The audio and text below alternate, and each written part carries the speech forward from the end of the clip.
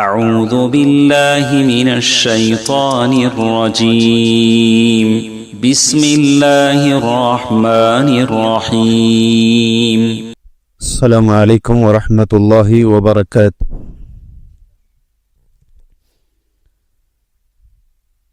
إن الحمد لله نحمده ونستعينه ونستغفره ونؤمن به ونتوكل عليه ونعوذ بالله من شرور أنفسنا ومن سيئات أعمالنا. من يهده الله فلا مضل له ومن يضلل فلا هادي له.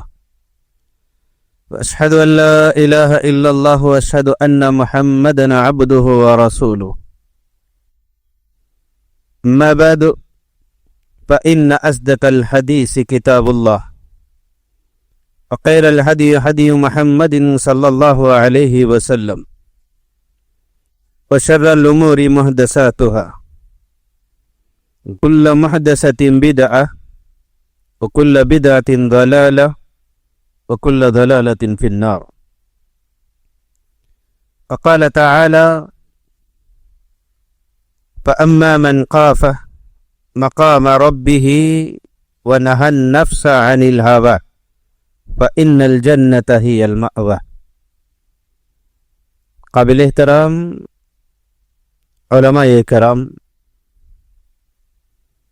میرے عزیز بھائیوں، نوجوانوں اور پیارے بچوں،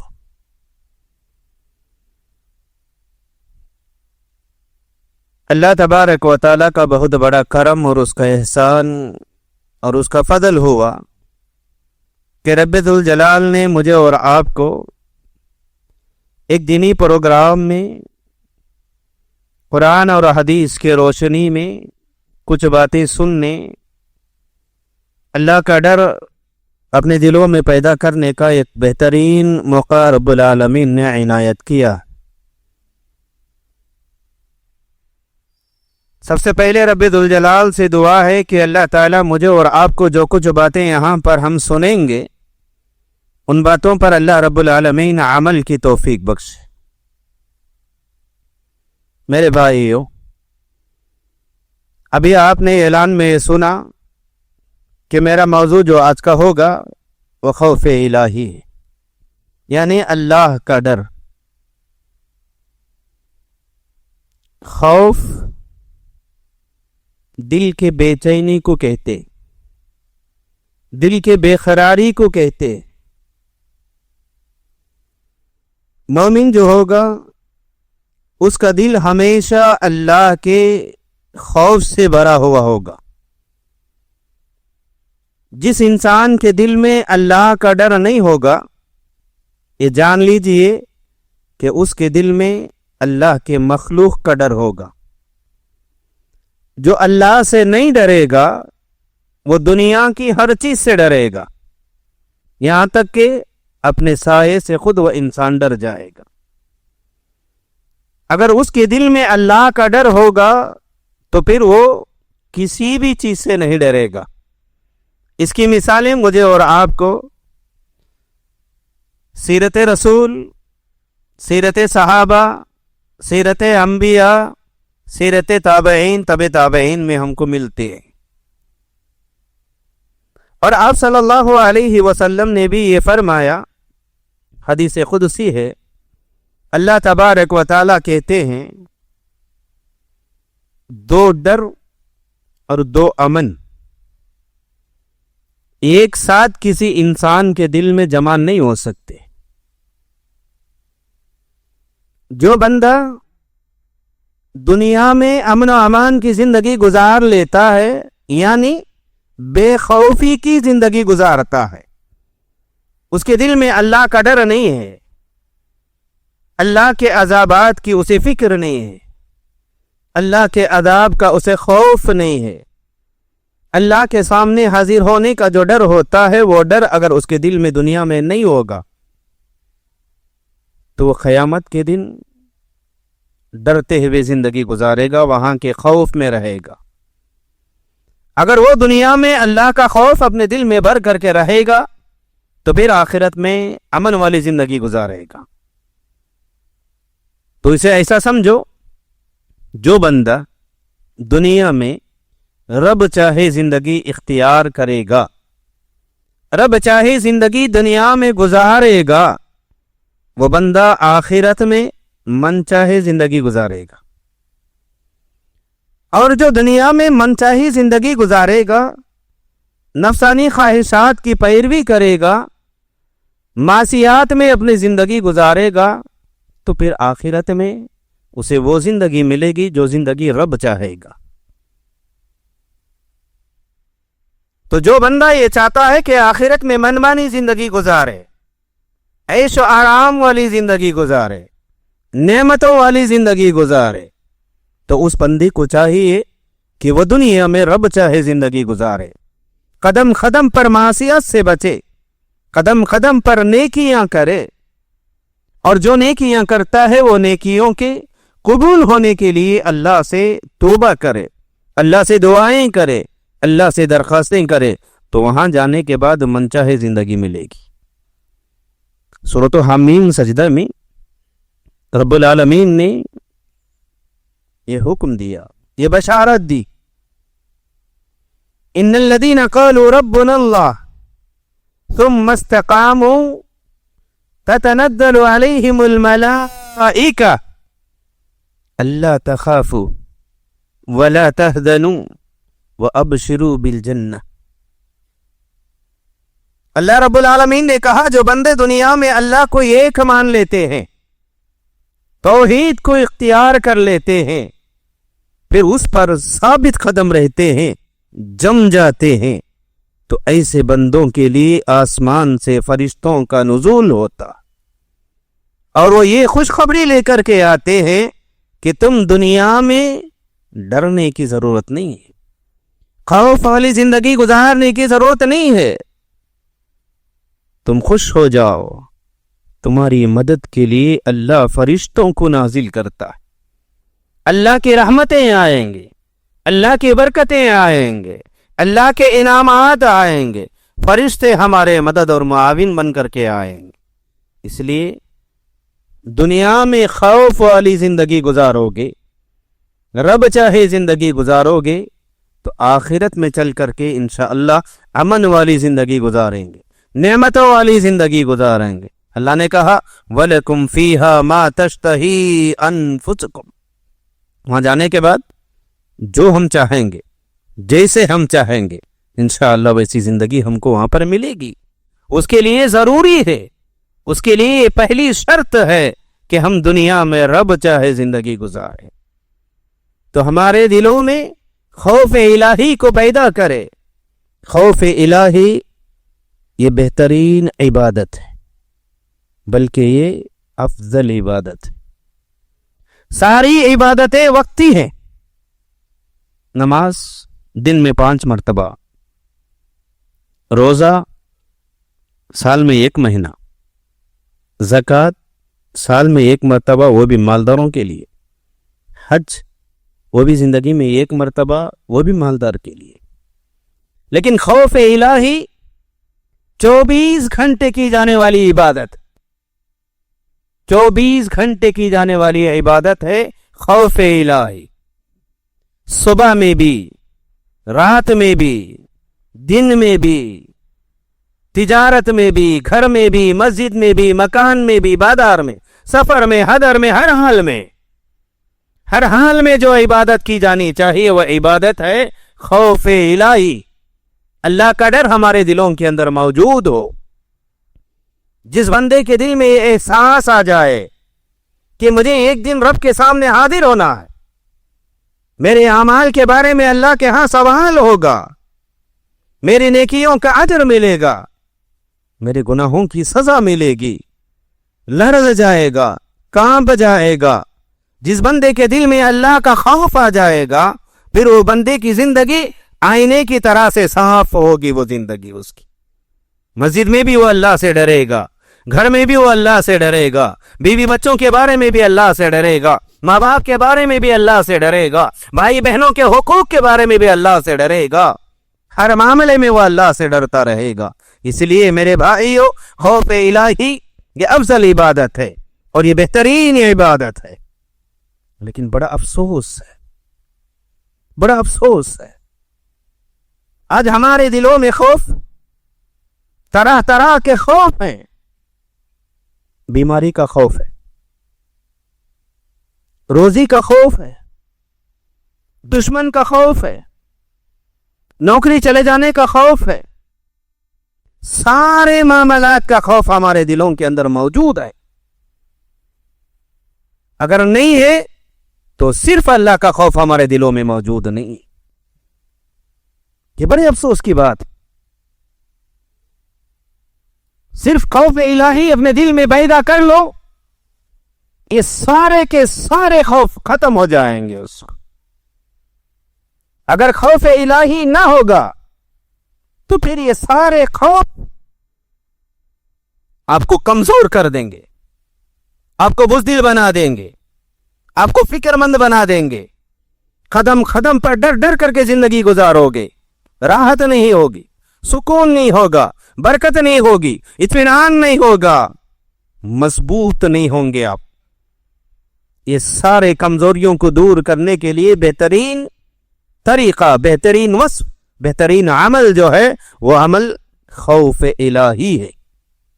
ہمارے دلوں میں خوف الہی کو پیدا کرے، کیونکہ خوف الہی افضل عبادت ہے. سمجھ میں نہیں آتا ہے. ہم صبح سے شام تک معصیات میں زندگی گزارتے ہیں. ہم صبح کرتے ہیں تو اللہ کی نافرمانی میں، ہماری شام ہوتی ہے تو اللہ کی نافرمانی میں، تجارت ہوتی ہے تو اللہ کی نافرمانی میں، والدین کی نافرمانی میں، حقوق العباد ادا نہ کرنے میں نافرمانی کرتے ہوئے چلے جاتے ہیں. 24 آورز 24 گھنٹے ہمارے جو گزرتے ہیں یہ سب اللہ کی نافرمانی میں گزرتے ہیں. اس کے باوجود اطمینان کی نیند جا کر کے سوتے ہیں. کچھ بھی ہم کو اللہ کا ڈر نہیں ہے، نہ آخرت کی فکر ہے، نہ عذاب جہنم کا ڈر ہے، نہ عذاب قبر کا ڈر ہے، نہ اللہ کے سامنے حاضر ہونے کا ڈر ہے. کوئی بھی خوف ہمارے دلوں کے اندر موجود نہیں ہے. یہ کس بات کی ہمت ہے؟ یہ ہمت نہیں ہے، یہ قسوت قلبی ہے، سخت دلی ہے. اللہ کی رحمت سے مایوس ہیں ہم لوگ، اللہ کی رحمت سے محروم بھی ہو گئے ہیں ہم. اس لیے میرے بھائیو، جب بندہ نافرمانی کرتا ہے تو اس کے دل سخت ہو جاتے ہیں.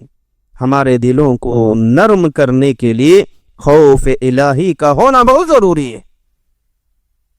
نمازیں چھوٹ رہے ہیں، غیبتیں کر رہے ہیں، چغلی کر رہے ہیں، ماں باپ کی نافرمانی ہے، تجارت میں دھوکہ ہے، غیبت ہے، چغلی ہے، ہر معاملے کے اندر ہم گناہ کرتے جا رہے ہیں. لیکن پھر بھی ہمت ہماری دیکھو، جرأت ہماری دیکھو کہ اللہ کے سامنے ہاتھ اٹھا کر کے توبہ کرنے، معافی مانگنے کی توفیق نہیں ہو رہی. اس کے برخلاف صحابہ کرام رضوان اللہ تعالی علیہم اجمعین کی زندگی کو دیکھو. سب سے پہلے ابو بکر صدیق رضی اللہ عنہ،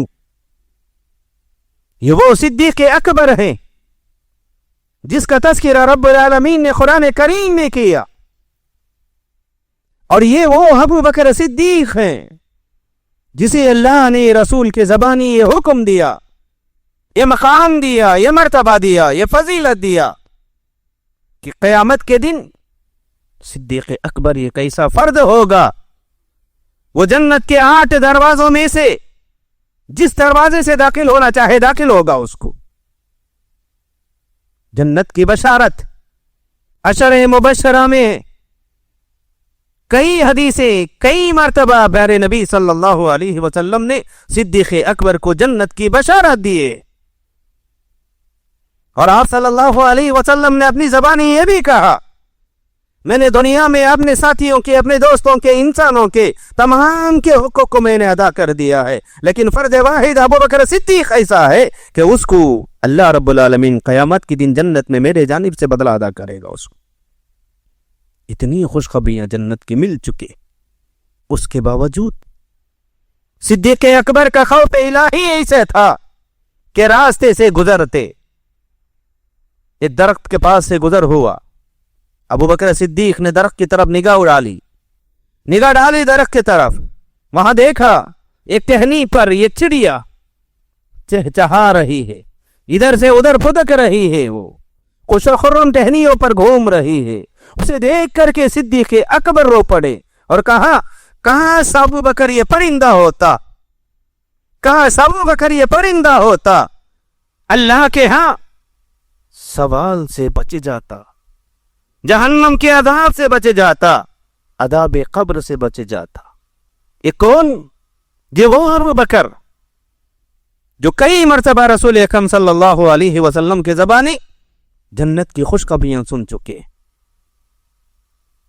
جنت بھی فکس, جنت میں جگہ بھی فکس, جنت میں محل بھی فکس, نعمتیں بھی فکس. یہ تمام چیزیں مل جانے کے باوجود خوف الہی سے رویا کرتے تھے. نماز میں کھڑے ہیں تب بھی رو رہے ہیں, تلاوت کر رہے ہیں جب بھی رو رہے ہیں, سجدے میں سر رکھے جب بھی رو رہے ہیں. ان کا رونا ان کی پوری زندگی رونے میں گزر گئی. مشرکین مکہ ابن دغنہ سے آ کر کے کہنے لگے, ابو بکر سے تم کہہ دو کہ وہ قرآن کو آہستہ سے پڑھے, وہ نماز اپنے گھر میں ادا کرے. کیوں؟ دشمنان اسلام مشرکین مکہ نے اس بات کا اعتراف کیا. ابن دغنہ سے کہا کہ ابو بکر سے کہو کہ وہ قرآن کو دھیمی آواز میں پڑھے, نماز اپنے گھر کے اندر پڑھے, کیونکہ یہ ابو بکر جب گھر میں نماز نہیں پڑھے گا, باہر نماز پڑھتا ہے تو نماز میں قرآن زور سے پڑھتا ہے. یہ نماز میں قرآن جب زور سے پڑھتا ہے تو قرآن جیسے پڑھتا ہے اس سے زیادہ یہ رو کر کے قرآن کو پڑھتا ہے. تو اس کے رونے کو دیکھ کر کے اس راستے سے گزرنے والے ہماری بیوی بچیوں کے دل دہل جاتے ہیں, یہ ڈر جاتے ہیں, یہ رو پڑتے ہیں, یہ ایمان میں داخل ہو جائیں گے. اس لیے تم ابو بکر سے کہو کہ وہ قرآن کو آہستہ سے پڑھے. ہم قرآن بھی پڑھتے ہیں, نماز بھی پڑھتے ہیں, رکوع اور سجدہ بھی کرتے ہیں, لیکن کبھی سجدے میں سر رکھ کر کے رونے کی توفیق نہیں ہوتی ہے, نماز میں رونے کی توفیق نہیں ہوتی ہے. میرے بھائیو, خوف الہی ایک بہترین عبادت ہے, اسے اپنے دلوں کے اندر پیدا کرو. یہ صدیق اکبر کا معاملہ مختصر. دوسرے, عمر بن خطاب رضی اللہ عنہ. عمر بن خطاب رضی اللہ عنہ یہ وہ خطاب ہے جو دنیا میں کوئی چیز دل میں سوچتا تو آسمان والا فیصلہ کر دیتا اس کو. کئی معاملات ایسے ہیں کہ عمر بن خطاب کے مشورے کی خواہش کے مطابق اللہ نے آسمان میں فیصلے کر دیا اس کو, جس کے ڈر سے شیطان راستہ بدل لیتا تھا. عشرہ مبشرہ میں شامل ہیں. کئی مرتبہ پیارے نبی صلی اللہ علیہ وسلم نے جنت کی خوشخبری سنائی. میں آپ کو بتاؤں, معراج کا موقع آپ صلی اللہ علیہ وسلم گئے, جنت کا بھی معائنہ ہوا, جہنم سے بھی گزر ہوا. جنت اور جہنم کے مناظر کو آپ صلی اللہ علیہ وسلم نے دیکھا. واپس آنے کے بعد جنت کے مناظر کو ذکر کرتے ہوئے کہا, میرے بھائیو ذرا غور سے سنو. جنت کے مناظر کو ذکر کرتے ہوئے رسول اللہ صلی اللہ علیہ وسلم نے کہا, معراج کے بعد بہت سارے واقعات ہیں, میں اس میں سے صرف ایک بات کو بتاتا ہوں. رسول اللہ صلی اللہ علیہ وسلم بیٹھے ہوئے, تمام صحابہ اکرام بیٹھے ہوئے ہیں.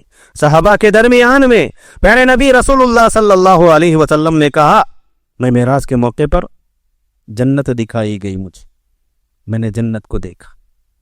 جنت کے اندر میں نے ایک بڑا سا محل دیکھا, ایک بڑا سا محل میں نے جنت میں دیکھا. اس کی دیواریں ایسی ہیں, اس کی کھڑکیاں ایسی ہیں, اس کے پردے ایسے ہیں, اس کا ہاؤس ایسا ہے, اتنی حوریں ہیں. یعنی وہ محل کی خوبصورتی کو رسول اللہ صلی اللہ علیہ وسلم نے بیان کیا. جتنے صحابہ اکرام اس مجلس میں بیٹھے ہوئے تھے, ان لوگوں سے رسول اللہ صلی اللہ علیہ وسلم نے سوال کیا, جو جنت کی خوبصورتی میں نے بیان کیا, جو محل کے بارے میں نے تعریف کو بیان کیا, جس کی خوبصورتی کا میں نے ذکر کیا, اے صحابہ کیا آپ جانتے ہو جنت میں وہ محل کس کے لیے ہے؟ کہ آپ جانتے ہیں جنت میں وہ محل کس کے لیے ہے؟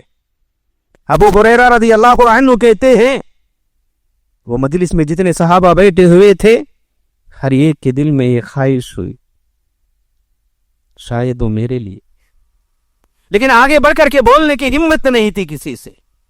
سب سوچ رہے تھے شاید وہ میرے لیے میرے لیے میرے لیے، کیونکہ جنت کا ذکر تھا نا. ہماری بھی عادت ہے وہ 70,000 لوگ بغیر حساب کتاب کے جنت میں جائیں گے، تم میں سے کون جائیں گے بھائی؟ سب سے پہلے ہاتھ اٹھائیں گے، میں جاؤں گا حضرت. جہنم کے بارے میں بات آئی تو ہم سب سے پیچھے ہٹ جائیں گے. کیوں؟ میں نہیں جاؤں گا، میں گناہوں سے پاک. تو جتنے لوگ محفل میں بیٹھے ہوئے تھے سب کے دل میں یہ خواہش ہوئی شاید وہ میرے لیے ہے میرے لیے میرے لیے. اللہ کے نبی نے پوچھا بتاؤ وہ کس کے لیے ہے؟ صحابہ سب خاموش. اب آپ بھی سوچتے ہوں گے، جلدی بولو حضرت وہ کس کے لیے ہے؟ رسول اللہ صلی اللہ علیہ وسلم نے 1 سے 2 2 سے 3 مرتبہ پوچھا بولو کس کے لیے ہے کس کے لیے ہے کس کے لیے ہے؟ صحابہ بے قرار بے چین کہتے اللہ کے نبی جلدی بتاؤ. پھر رسول اللہ صلی اللہ علیہ وسلم نے کہا اے صحابہ وہ محل جس کی میں نے تعریف کیا وہ عمر ابن خطاب رضی اللہ عنہ کے لیے. اسی محفل میں عمر ابن خطاب بیٹھے ہوئے ہیں، آنکھوں سے آنسو نکل گئے، زار زار رونے لگے عمر ابن خطاب رضی اللہ عنہ، اور کہا اللہ کے نبی صلی اللہ علیہ وسلم آپ نے باہر کا منظر کو بیان کیا، اگر آپ اندر بھی داخل ہو کر کے اس کا بھی منظر دیکھ کر کے آتے. اللہ کے نبی نے کہا میں تو جانا چاہتا تھا دیکھنا چاہتا تھا، لیکن اس کے دروازے پر تیری حوریں کھڑی ہوئی تھی، تیری غیرت مجھے یاد آ گئی اس لیے میں باہر آ گیا.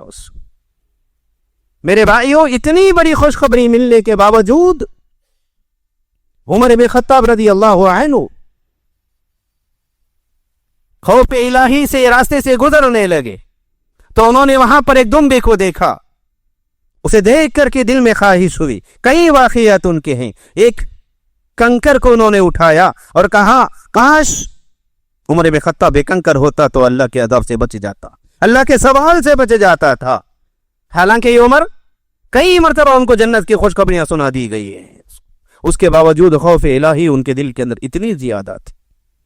اور آگے بڑھے عثمان غنی رضی اللہ عنہ یہ ذو النورین ہے، آپ صلی اللہ علیہ وسلم کے داماد ہیں. ایک نہیں بلکہ 2 بیٹیوں کو اللہ کے نبی نے دے دیا. ان کو رقیہ کا انتقال ہو گیا، پھر ام کلثوم کو دے دیا، ام کلثوم کا بھی انتقال ہو گیا. تو آپ صلی اللہ علیہ وسلم نے کہا اے عثمان اگر میرے پاس ایک اور بیٹی بھی اگر ہوتی تو میں اسے بھی آپ کی زوجیت میں دیا کرتا تھا. اس کو جنگ تبوک کے موقع پر رسول اللہ صلی اللہ علیہ وسلم نے 9 مرتبہ عثمان غنی کو جنت کی خوشخبری دی، اعلان کیا کون ہے تم میں سے جو اللہ کے راہ میں صدقہ کرے میں اسے جنت کی بشارت دیتا.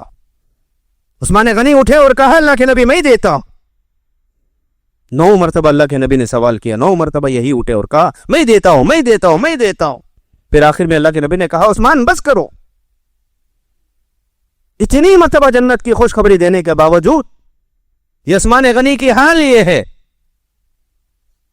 جب قبرستان سے ان کا گزر ہوتا قبر کے پاس کھڑے ہو جاتے، زار زار رویا کرتے تھے، ان کی داڑھی تر ہو جاتی، آنسو زمین پر گر جاتے. سوال کرنے والا ان سے سوال کرتا کہ آپ جہنم کے بارے میں سوچ کر کے جہنم کے بارے میں سن کر کے اتنا زیادہ نہیں روتے ہیں، لیکن خبر کے بارے میں سن کر کے اتنا کیوں روتے ہیں؟ تو عثمان غنی رضی اللہ عنہ نے کہا لوگوں آخرت کی منزلوں میں سب سے پہلی منزل خبر ہے. جو یہاں کامیاب ہو گیا اس کے بعد کے منزلوں میں کامیاب ہو گیا، جو یہاں پھنس گیا وہ آخرت کے سب منزلوں میں پھنس گیا اس کو.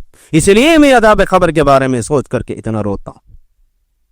تو ایسے کئی واقعات صحابہ اکرام رضوان اللہ تعالی علیہم اجمعین کے ہیں. یہ سب ہم سنتے ہیں، بیان کرتے ہیں، میں بیان بھی کرتا ہوں آپ سنتے بھی ہیں، لیکن ہمارے دلوں میں خوف الہی نہیں ہے. ذرا اپنی زندگیوں کو تنہائیوں میں بیٹھ کر کے سوچے، ہمارا محاسبہ کرے کہ ہماری نمازوں کا کیا حال ہے، ہمارے روزوں کا کیا حال ہے، ہماری تلاوت کا کیا حال ہے، ہمارے ذکر و اذکار کا کیا حال ہے، والدین کی خدمت کا کیا حال ہے، بیوی بچوں کے حقوق کا کیا حال ہے، پڑوسیوں کے حقوق کا ہمارا کیا حال ہے. محاسبہ کرو. ڈرو اللہ رب العالمین سے, توبہ کرو اللہ تعالیٰ سے. یہ خواب غفلت میں ڈوبے ہوئے نہ رہو. بوڑھے ہونے کے بعد مریں گے, مرنے سے پہلے توبہ کریں گے. کسی کو کچھ پتا نہیں ہے کہ کب موت آئے گی. میں اب آپ کے سامنے موجود ہوں, میں یہاں سے پلٹ کر میرے گھر جاؤں گا نہیں جاؤں گا یہ مجھے پتا نہیں ہے, کسی کو کوئی پتا نہیں ہے. توبہ کرنے میں تاخیر نہ کرو میرے بھائی, اور رب العالمین کی طرف پلٹ کر کے آ جاؤ. توبہ کرو اللہ رب العالمین سے, اللہ کے عذاب سے ڈرو. خوف والی زندگی کو دنیا میں اختیار کرو, اللہ کا ڈر اپنے دلوں کے اندر پیدا کرو, انشاءاللہ آخرت میں امن والی زندگی ملے گی. اب آخر کیوں اللہ کا خوف ہمارے دلوں میں کیوں پیدا کرنا ہے؟ اللہ کے خوف ہمارے دلوں میں آئے گا تو اس کی فضیلت کیا ہے, اس کی برکتیں کیا ہیں, اس کی رحمتیں کیا ہیں. میں آپ کے پاس 2 حدیثیں رکھتا ہوں, 2 آیات ہیں, ایک سورۃ النازعات اور ایک سورۃ الرحمن. ابھی جو میں نے تلاوت کیا, جو بندہ اس بات سے ڈرتا ہے کہ وہ اللہ کے سامنے حاضر ہو کر کے اپنے گناہوں کا حساب لینا ہے, اپنے نیکیوں کا انعام لینا ہے. فَأَمَّا مَنْ خَافَ مَقَامَ رَبِّهِ وَنَهَى النَّفْسَ عَنِ الْهَوَىٰ فَإِنَّ الْجَنَّةَ هِيَ الْمَأْوَىٰ. جو بندہ اللہ کے سامنے کھڑے ہونے سے ڈر جائے گا, نفسانی خواہشات کو کچل دے گا, وہ نفسانی خواہشات کے غلام نہ بنو, نفسانی خواہشات کی پیروی نہ کرو, نفسانی خواہشات کو کچل دو. 2 شرطیں اللہ نے یہاں پر لگایا. اللہ کے سامنے کھڑے ہونے سے ڈرنا ہے, یعنی اپنی زندگی کے ہر معاملے میں ماں باپ کے ساتھ میں گفتگو کرتے ہیں تو اللہ سے ڈرو, کہیں ان کی بے ادبی نہ ہو جائے, اس کے بارے میں اللہ کے ہاں سوال نہ ہو جائے. تجارت کے جا رہے ہیں, دکان کھول رہے ہیں, یہاں دکان کھول کر کے تجارت کرتے وقت میں ڈرو کہ کہیں ہماری تجارت میں خیانت نہ آ جائے, جھوٹ نہ آ جائے, حرام نہ آ جائے, اللہ کے ہاں جواب دینا نہ پڑ جائے. پڑوسیوں کے حقوق کے بارے میں اللہ سے ڈرو, اگر میں اس کا حق کھا جاؤں گا اللہ کے ہاں مجھے جواب دینا پڑے گا. بیوی کے حق کے بارے میں, بچوں کے حق کے بارے میں, پڑوسی کے حق کے بارے میں, مسجد کے بارے میں, ہر معاملے میں اللہ سے ڈرنا. ایک خوف الہی, دوسرا نفسانی خواہشات کو کچلنا ہے. یہ دونوں کام جو بندہ کرے گا اسے انعام کیا ملے گا؟ اللہ کہتا ہے اسے میں جنت دے دوں گا. میرے بھائیو, جنت میں ایک آدمی کو یہ قدم رکھ کر کے کھڑے ہونے کی جگہ مل جانا بھی بڑی خوش نصیبی ہے. قدم رکھ کر کے کھڑے ہونے کی جگہ مل جانا بھی بڑی خوش نصیبی کی بات ہے اس کے لیے. اللہ تعالیٰ سے دعا ہے اللہ رب العالمین ہم سب کو جنت کے اندر جگہ عطا فرمائے.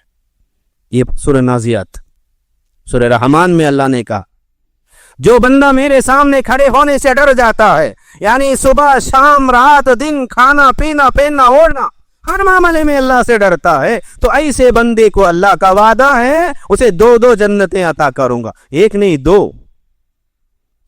2 جنتیں عطا کروں گا. یہ خوف الہی کی فضیلت ہے. حدیث میں اللہ کے نبی صلی اللہ علیہ وسلم نے فرمایا, میں آپ کے سامنے ایک حدیث سناتا ہوں. اللہ کے نبی نے فرمایا صلی اللہ علیہ وسلم, ابو ہریرہ رضی اللہ عنہ حدیث کے راوی ہیں, کہتے ہیں اللہ کے نبی نے فرمایا صلی اللہ علیہ وسلم, لا یلج النار رجل بکا من خشیت اللہ حتی یعود اللبن فی الدر. جو بندہ اللہ کے ڈر سے رو رہا ہے, جس بندے کے آنکھوں سے آنسو نکل جائے صرف اس وجہ سے کہ مجھے اللہ کے سامنے حاضر ہونا ہے, تو ایسے بندے کو جہنم کی آگ چھو بھی نہیں سکتی ہے, جہنم کی آگ اسے ٹچ بھی نہیں کرے گی. مثال دیتے ہوئے کہا جیسے ایک جانور سے دودھ کو دوہ دیا گیا ہو, دودھ کو نکال دیا گیا ہو, نکلا ہوا دودھ پھر اس تھن میں واپس جانا یہ ممکن ہے؟ پاسبل ہے؟ امپاسبل ہے. تو اللہ کا یہ وعدہ ہے جو بندہ میرے خوف سے میرے سامنے کھڑے ہو, رات کا وقت ہے, سب لوگ سو رہے ہیں, سب سو رہے ہیں, सारी दुनिया सो रही है, इंसान भी सो रहे हैं, हैवान भी, चरिंद परिंद सब सो रहे हैं। अगर कोई बंदा उठ करके खड़े हो जाता है, अल्लाह के दरबार में हाजिर होता है, तो 4 रकात नमाजें पढ़ लेता है, फिर वो हाथ उठा करके रब से तौबा करता है और कहता है परवरदिगारा मैंने दुनिया के अंदर बहुत सारे गुनाह कर लिए, इतने गुनाह कर लिए कि उसे मैं गिन भी नहीं सकता। मेरे गुनाह के मुकाबले में तेरी रहमत बहुत बड़ी रहमत, तो मेरे गुनाहों को माफ फरमा। ये बंदा रोए डरे अल्लाह से, और उस वक्त में उसके आंखों से आंसू निकल जाए तो अल्लाह का वादा है वो बंदे को कभी अल्लाह जहन्नम में नहीं फेंकेगा। कितनी बड़ी खुशनुसी मेरे भाइयों, ऐसे बहुत सारी फजीलतें हमारे लिए। इसीलिए मुझे और आपको चाहिए कि तक़वे की जिंदगी को इख्तियार करे। हम अकेले नहीं बल्कि अल्लाह रब्बुल आलमीन ने कुरान करीम में ये हुक्म दिया, या अय्युहल्लज़ीना आमनू कू अनफुसकुम व अहलीकुम नारा। ये बखारत ना करो मैं अकेला नेक बन जाऊं, मैं जन्नत में चले जाऊं। बीवी बच्चों की फिक्र ना करो, बहनों की फिक्र नहीं, भाइयों की फिक्र नहीं, माँ बाप की फिक्र नहीं, ऐसी हरगिज ना करो। अल्लाह ने ये हुक्म दिया, ऐ ईमान वालो तुम भी जहन्नम की अदाब से बचो, अपने माँ बाप को भी जहन्नम की आग से बचाओ, अपने बीवी बच्चों को भी बचाओ, अपने रिश्तेदारों को भी बचाओ। ये मेरी और आपकी जिम्मेदारी है कि हम भी खौफ खुदा को इख्तियार करें, अल्लाह से डरे, गुनाहों को छोड़े, नेकियों में आगे बढ़े और अपने बीवी बच्चों को भी अल्लाह के डर का हुक्म दे। नमाज के लिए उठ करके आए तो बीवी को जगाएं और कहे चलो नमाज पढ़ लो, बच्चों को जगाएं और कहो कि नमाज पढ़ लो। अब हमारी आदत ये है, हमारा मामूल ये है, बीवी सो रही है, माँ सो रही है, बच्चे सो रहे हैं, रिश्तेदार सो रहे हैं, चाबी लिए बाहर से ला कर ले और मस्जिद चले गए और नमाज पढ़ करके घर आ गए, सारे घर वाले सो रहे हैं। बीवी उठी अकेली मुसल्ला बिछाई और नमाज पढ़ ली, शौहर सो रहा है, बच्चे सो रहे हैं। ये क्या है? अपने आप को जहन्नम के आग से बचाओ और अपने बीवी बच्चों को, अपने रिश्तेदारों को जहन्नम के अज़ाब से बचाओ। बात तवील हुई, माजरत चाहता हूँ। मेरे भाइयों खौफ इलाही को इख्तियार करो, हर हाल में अल्लाह रब्बुल आलमीन से डरो। आज ये आज़्म करो, ये इरादा करो, इंशाअल्लाह आज की रात यहाँ पर जो जागेंगे हम, इसी रात में बहुत सारे अज़ाइम को लेकर के निकलेंगे। उनमें से एक अज़म ये भी लेकर के निकलो, इंशाअल्लाह तहज्जुद में उठेंगे, अल्लाह के दरबार में खड़े होंगे, अल्लाह से गिड़गिड़ाएंगे और अल्लाह से कहेंगे ऐ अल्लाह मैं गुनहगार हूँ, तो माफ करने वाला है, माफ फरमा। अल्लाह तो तौबा को कबूल करता है, तौबा करने वाले को पसंद करता है। अल्लाह तो मेरी तौबा को कबूल फरमा, अल्लाह तो मुझे भी माफ फरमा, मेरे माँ बाप को भी माफ फरमा, मेरे बीवी बच्चों को भी माफ फरमा, मेरे रिश्तेदारों को भी माफ फरमा, सारे मुसलमानों को तो माफ फरमा। दुआ के अंदर बखारत ना करो, अपने लिए भी हिदायत मांगो, अपने बीवी बच्चों के लिए भी हिदायत मांगो। इंशाअल्लाह अल्लाह रब्बुल आलमीन बड़ा रहमान है, बड़ी मग़फ़िरत वाला है, माफ करने वाला है। बंदा जब उसके दरबार में खड़े हो जाता है, हाथ उठाता है, तौबा करता है, गिड़गिड़ाता है, तो अल्लाह तबारक व तआला आसमान में फरिश्तों से कहता है, ऐ फरिश्तों ये मेरे बंदे की तरफ देखो, सारे लोग सो रहे हैं, मजे की नींद में है, ये मेरा बंदा बिस्तर को छोड़ा और मेरे पास आया, मेरे दरबार में खड़े हो गया, नमाज पढ़ा और हाथ उठा करके मुझसे तौबा करता है। तुम सब गवाह रहो कि मैंने इसके गुनाहों को माफ कर दिया।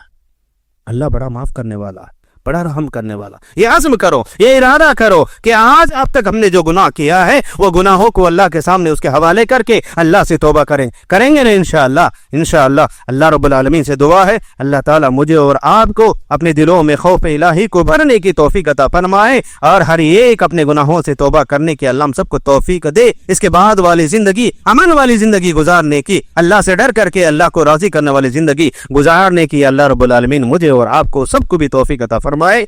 आमीन। अक़ूलु क़ौली हाज़ा अस्तग़फ़िरुल्लाह ली व लकुम व लिसाइरिल मुस्लिमीन अजमईन। अस्सलामु अलैकुम व रहमतुल्लाहि व बरकातुहू।